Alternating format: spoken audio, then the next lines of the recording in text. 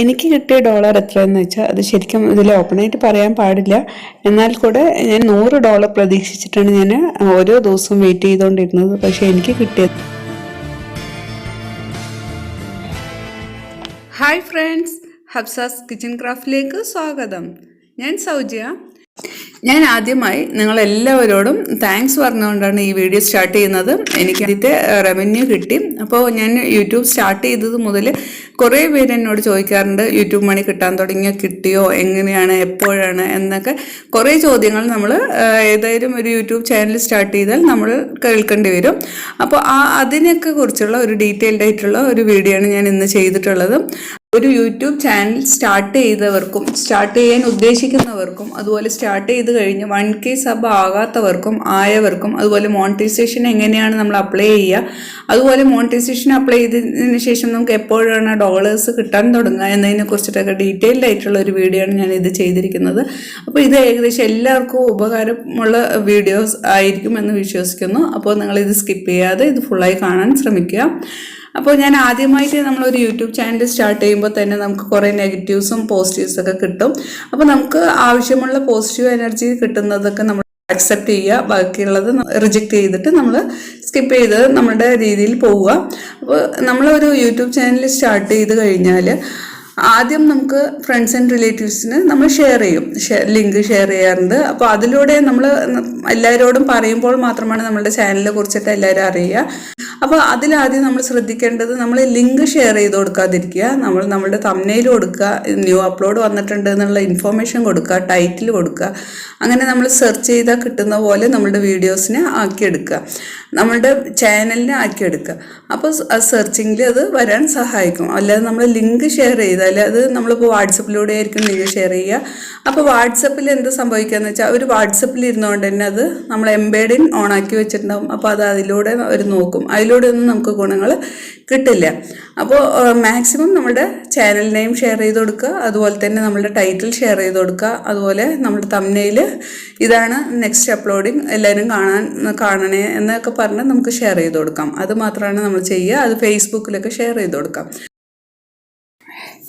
Next നമ്മൾ ശ്രദ്ധിക്കേണ്ടത് നമ്മുടെ തംബ്നെയിലാണ്. തംബ്നെയിൽ നല്ല അട്രാക്ഷൻ വരുന്നത് പോലെ കൊടുക്കുക. അവർക്ക് അതിനെക്കുറിച്ചിട്ട് എന്താണെന്ന് അറിയണം എന്ന് കാണുന്ന രീതിയിൽ നമുക്കതിന് ഒന്ന് ഓപ്പൺ ചെയ്ത് നോക്കാൻ തോന്നുന്ന രീതിയിലുള്ള തംബ്നെയിൽ കൊടുക്കുക. അതുപോലെ ടൈറ്റിലും നല്ല ശ്രദ്ധിച്ചു കൊടുക്കുക.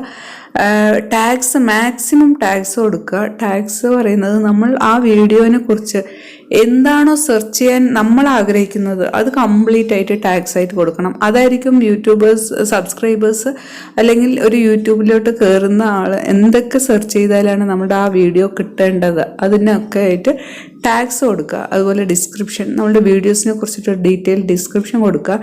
അതിൽ ഓരോ ടൈമിങ്ങിൽ എന്തൊക്കെയാണ് നമ്മൾ അതിൽ കൊടുത്തിരിക്കുന്നത് അതിനനുസരിച്ച് കൊടുക്കുക.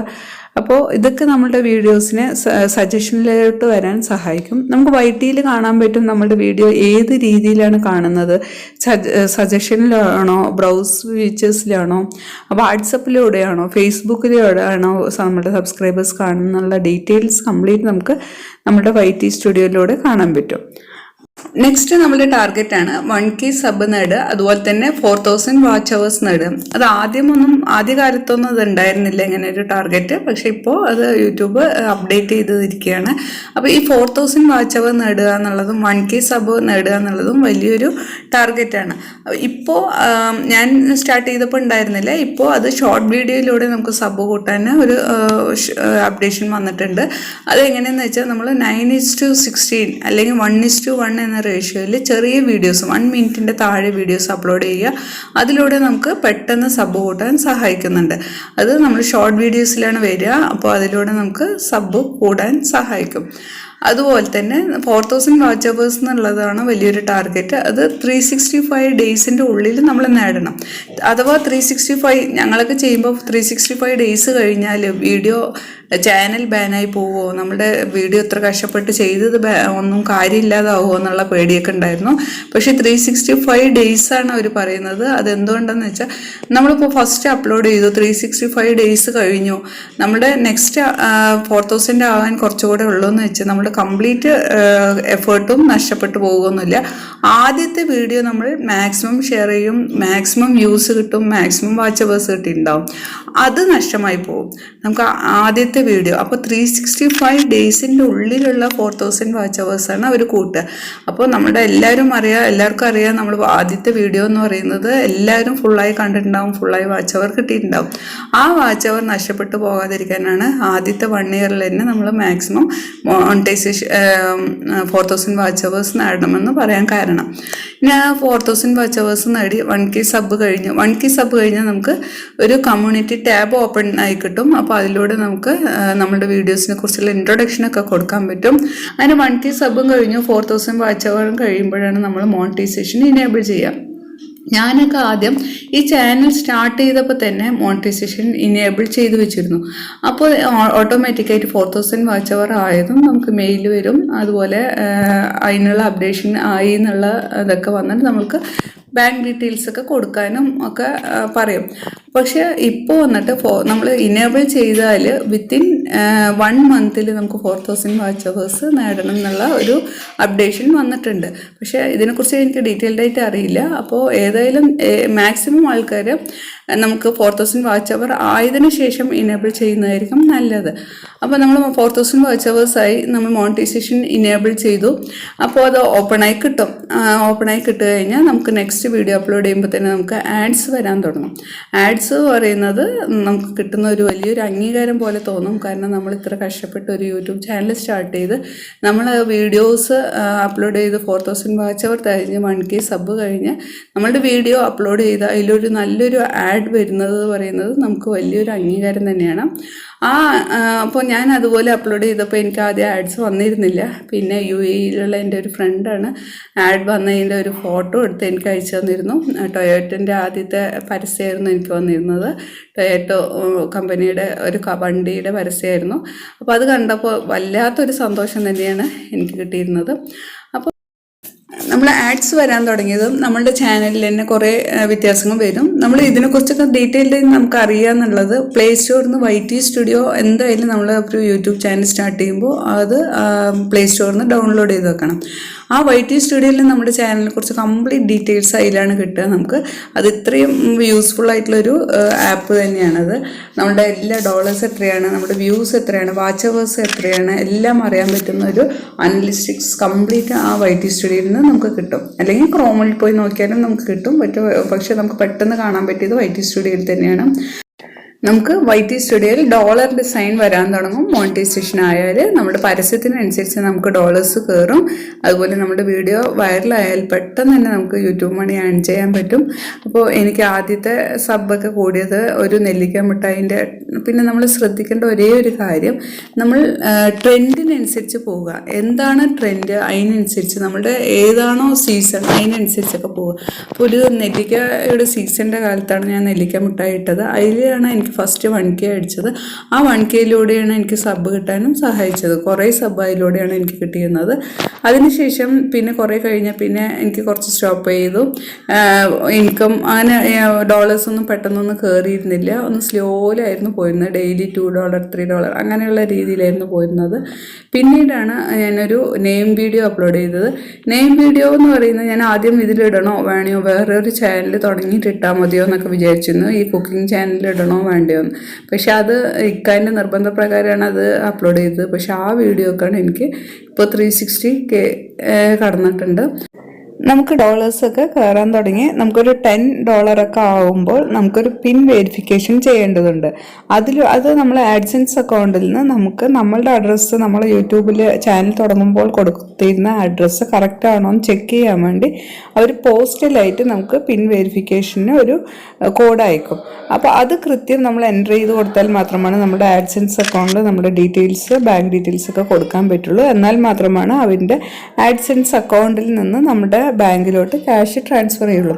അപ്പോൾ ഞാൻ ആദ്യം കൊടുത്തത് എൻ്റെ തറവാട്ടത്തെ അഡ്രസ്സ് ആയതുകൊണ്ട് അവിടെ ഞങ്ങൾ ഒരു മാസമൊക്കെ ആവുമെന്ന് വെച്ച് മെയിലും ചെക്ക് ചെയ്തില്ല. അപ്പോൾ അവർ വന്നിട്ട് പോസ്റ്റ്മാനിന് അഡ്രസ്സ് ക്ലിയർ ആകാത്തതുകൊണ്ട് റിട്ടേൺ അയച്ചു എന്നൊക്കെ പറഞ്ഞിരുന്നു. പിന്നീട് ഞങ്ങൾ റീസെൻറ്റ് കൊടുത്തിട്ട് വിത്തിൻ 7 days തന്നെ എനിക്ക് പോസ്റ്റലിൽ പിൻ നമ്പർ വരിക തന്നെ ചെയ്തു. അപ്പോൾ നമ്മൾ പെട്ടെന്ന് ചെയ്ത് പോസ്റ്റൽ അഡ്രസ്സ് കൃത്യമാണെങ്കിൽ ആ പിൻ നമ്പർ വരും. അത് ആഡ്സെൻസിൽ നമ്മൾ എൻ്റർ ആയിക്കൊടുത്ത് നമ്മൾ ബാങ്ക് ഡീറ്റെയിൽസ് ഒക്കെ കൊടുക്കുക. അതുപോലെ ഓരോ ബാങ്കിനും ഓരോ സ്വിസ് കോഡ് ഉണ്ട്. അത് ബാങ്കിൽ പോയി ചോദിക്കുമ്പോൾ നമുക്ക് പറഞ്ഞു തരും. ആ സ്വിസ് കോഡും കൂടെ നമ്മൾ അതിൽ കൊടുത്ത് നമ്മുടെ അക്കൗണ്ട് ഡീറ്റെയിൽസും കൊടുക്കുക. നെക്സ്റ്റ് നമുക്ക് എങ്ങനെയാണ് യൂട്യൂബ് മണി കിട്ടുക എന്നുള്ളത്. നമ്മൾ എപ്പോഴാണ് നമ്മളിപ്പോൾ ഡോളേഴ്സ് കയറാൻ തുടങ്ങിയാൽ നമ്മൾ വൈറ്റിയിൽ കണ്ടാൽ നമുക്ക് കൃത്യം നമ്മുടെ ഡോളേഴ്സ് എത്ര ആയി എന്നൊക്കെ അറിയാൻ പറ്റും. പക്ഷെ അതിൽ നിന്ന് കുറച്ച് കുറവായിട്ടായിരിക്കും നമ്മുടെ ആഡ്സെൻസ് അക്കൗണ്ട്. നമ്മൾ ആഡ്സെൻസ് അക്കൗണ്ട് ഒന്ന് ഓപ്പൺ ചെയ്ത് വെക്കണം. അതിലാണ് നമ്മുടെ ഏർണിങ്സിനെ കുറിച്ച് ഡീറ്റെയിൽഡ് ആയിട്ട് കിട്ടുക. ആ ആഡ്സെൻസ് അക്കൗണ്ടിലോട്ട് ട്രാൻസ്ഫർ ആയതിനു ശേഷമാണ് നമ്മുടെ അക്കൗണ്ടിലോട്ട് മാറുക. അപ്പോൾ ഈ ആഡ്സെൻസ് അക്കൗണ്ടിലോട്ട് ക്യാഷ് മാറുന്നത് എപ്പോഴാണെന്ന് വെച്ചാൽ 10 to 15 എന്ന ഡേറ്റിലായിരിക്കും നമ്മുടെ ആഡ്സെൻസ് അക്കൗണ്ടിലോട്ട് ക്യാഷ് ട്രാൻസ്ഫർ ചെയ്യുക. അപ്പോൾ നമ്മുടെ വൈറ്റിയിൽ കാണിക്കുന്ന എമൗണ്ട് ആയിരിക്കില്ല ആഡ്സെൻസ് അക്കൗണ്ടിലോട്ട് കാണിക്കുക. ആ ട്രാൻസ്ഫർ ചെയ്ത എമൗണ്ട് ആഡ്സെൻസ് അക്കൗണ്ടിൽ എപ്പോഴാണോ നമുക്ക് $100 ആവുന്നത് ആ $100 നമുക്ക് നമ്മുടെ അക്കൗണ്ടിലോട്ട് ട്രാൻസ്ഫർ ചെയ്യാം അതിന് ശേഷം. അപ്പോൾ നമുക്ക് 20 to 25 എന്ന ഡേറ്റിലാണ് നമ്മളുടെ അക്കൗണ്ടിലോട്ട് ആഡ്സെൻസ് അക്കൗണ്ടിൽ നിന്ന് ട്രാൻസ്ഫർ ചെയ്യുക. ശേഷം നമുക്ക് ബാങ്കിൽ നിന്ന് ഡയറക്റ്റ് നമ്മൾ ക്രെഡിറ്റഡ് എന്ന് പറഞ്ഞിട്ട് ബാങ്കിൽ നിന്നുള്ള മെസ്സേജ് വരും. അങ്ങനെയാണ് നമുക്ക് ഏർണിങ്സ് കിട്ടുക.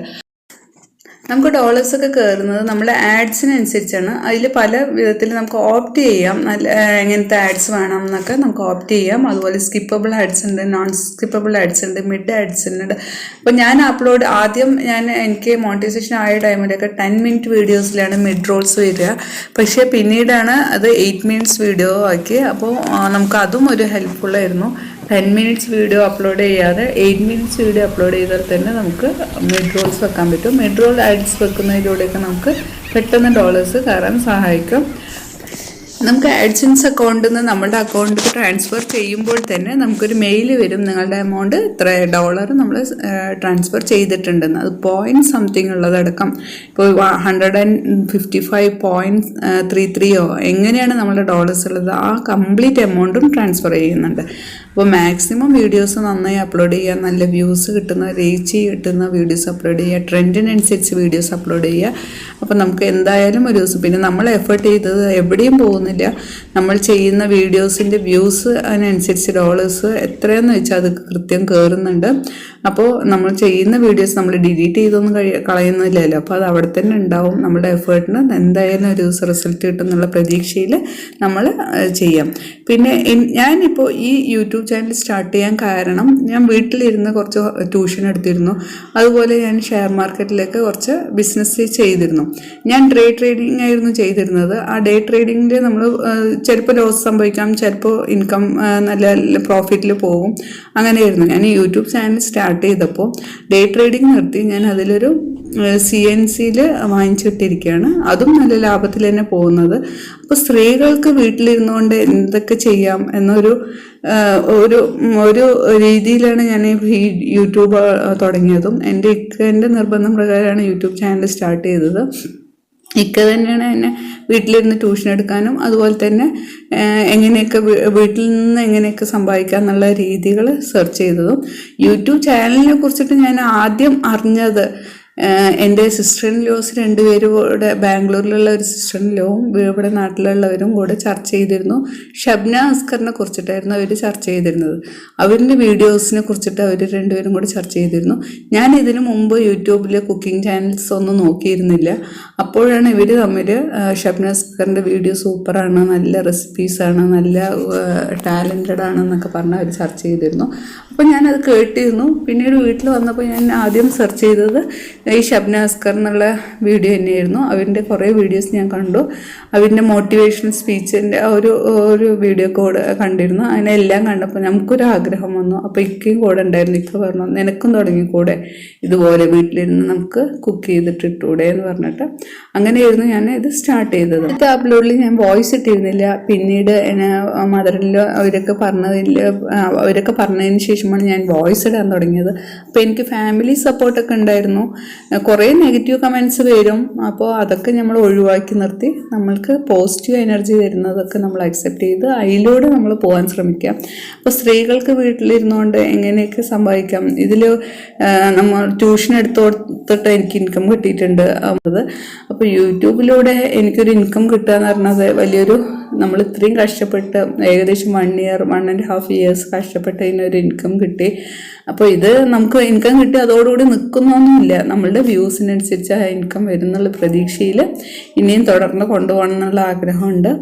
അപ്പോൾ ഇടയിൽ ഞാൻ കുറച്ച് മടുപ്പ് തോന്നി നിർത്തി. അതുപോലെ നിങ്ങൾ ചെയ്യാതെ കണ്ടിന്യൂ ആയിട്ട് ചെയ്യുക, മടുപ്പൊന്നും ഇല്ലാതെ. കാരണം നമ്മളുടെ ഭാവിയിൽ നമ്മളുടെ കുട്ടികൾക്കൊക്കെ ഒരു ഉപകാരമായിക്കോട്ടെ. ഞാൻ ഇടയ്ക്ക് അങ്ങനെ ചിന്തിച്ചിരുന്നു, അവർക്ക് യൂസ്ഫുൾ ആയിരിക്കും. ഈ കുക്കിങ്ങിൻ്റെ കാര്യങ്ങളൊന്നും ഇപ്പോഴത്തെ ന്യൂ ജനറേഷൻ കുട്ടികൾക്കൊന്നും അറിയില്ല. അപ്പോൾ നമ്മൾ ആരായിക്കോട്ടെ ഏതെങ്കിലും ഒരു റെസിപ്പീസ് പെട്ടെന്നൊരു യൂട്യൂബിൽ സെർച്ച് ചെയ്തിട്ടാണ് നമ്മൾ ഉണ്ടാക്കുന്നത്. അപ്പോൾ അത് പെർഫെക്റ്റായിട്ട് ചെയ്യുക. അത് ചെയ്യുമ്പോൾ അവർക്ക് ആ പെർഫെക്റ്റായിട്ട് ആ നോളേജ് കൊടുക്കുക എന്നുള്ള രീതിയിൽ നമ്മളൊന്ന് എടുക്കുകയാണെങ്കിൽ ഇത് നമുക്ക് മടുപ്പില്ലാതെ ചെയ്തു പോകാൻ പറ്റും. അപ്പോൾ ഒരു കേക്ക് ഉണ്ടാക്കുന്നത്, ഞാൻ ആദ്യം കേക്ക് ഉണ്ടാക്കുക എന്ന് വെച്ചാൽ തന്നെ ആദ്യം ഒരു പേടി സ്വപ്നമായിരുന്നു. ഞാൻ എന്നിട്ട് വീഡിയോ ന്യൂ ഇയറിന് ക്രിസ്മസിനൊക്കെ നമ്മൾ എന്തായാലും ഒരു കേക്കിൻ്റെ വീഡിയോ അപ്ലോഡ് ചെയ്യണമല്ലോ എന്നുള്ള രീതിയിൽ ഞാൻ കുറേ കേക്ക് ഉണ്ടാക്കുന്നവരോട് വന്ന് വീഡിയോ എടുത്തോട്ടെ എന്നൊക്കെ ചോദിച്ചിരുന്നു. പിന്നീട് അതൊരു എഫേർട്ട് പോലെ എടുത്ത് എനിക്ക് എന്തായാലും അപ്ലോഡ് ചെയ്യണം. അപ്പം ഞാനത് ട്രൈ ചെയ്തു. 2-3 പ്രാവശ്യം ട്രൈ ചെയ്ത് സക്സസ് ആയ പിന്നെയാണ് ഒരു ബിഗിനേഴ്സിനെ എങ്ങനെ കേക്ക് ഉണ്ടാക്കാം എന്നുള്ള വീഡിയോ ഞാൻ അപ്ലോഡ് ചെയ്തത്. അപ്പോൾ ആർക്കും എന്തും ചെയ്യാം എന്നുള്ളൊരു കോൺഫിഡൻറ്റ് നമ്മൾ ചെയ്യുക. അപ്പോൾ നമുക്ക് എന്തായാലും നേടാൻ കഴിയും. ആ കോൺഫിഡൻറ്റിൽ തന്നെ നമ്മൾ പോവുക. പിന്നെ നമ്മുടെ വ്യൂസൊന്നും ഇല്ല എന്ന് വെച്ചിട്ട് നമ്മൾ ഡെസ്പ് ആവേണ്ട ആവശ്യമില്ല. എന്തെങ്കിലും ഒരു ദിവസം അതിനൊക്കെ ഒരു റീച്ച് കിട്ടും. നമ്മൾക്കും എനിക്കറിയുന്നൊരു PSCൻ്റെ കാര്യങ്ങൾ ചെയ്യുന്ന ഒരു ഫ്രണ്ട് ഉണ്ടായിരുന്നു. അവർക്ക് റീച്ച് ഉണ്ടായിരുന്നില്ല. പക്ഷേ LD ക്ലർക്കിൻ്റെ എക്സാമിൻ്റെ ആ ടൈം വന്നപ്പോൾ അവൻ്റെ വീഡിയോ ഓട്ടോമാറ്റിക് കയറിപ്പോയി. അപ്പോൾ ആ ടൈം വരെ നമ്മൾ എന്ത് ചെയ്യണം, എഫേർട്ട് എടുക്കുക. നമ്മളുടെ വ്യൂസ് ഇല്ല പറഞ്ഞാൽ അപ്പം തന്നെ ക്വിറ്റ് ചെയ്ത് പോകാതെ നമുക്ക് എപ്പോഴാണോ ആ ടൈമിൽ വരെ നമുക്കൊരു പാഷൻ പോലെ ചെയ്തു പോയാൽ മതി.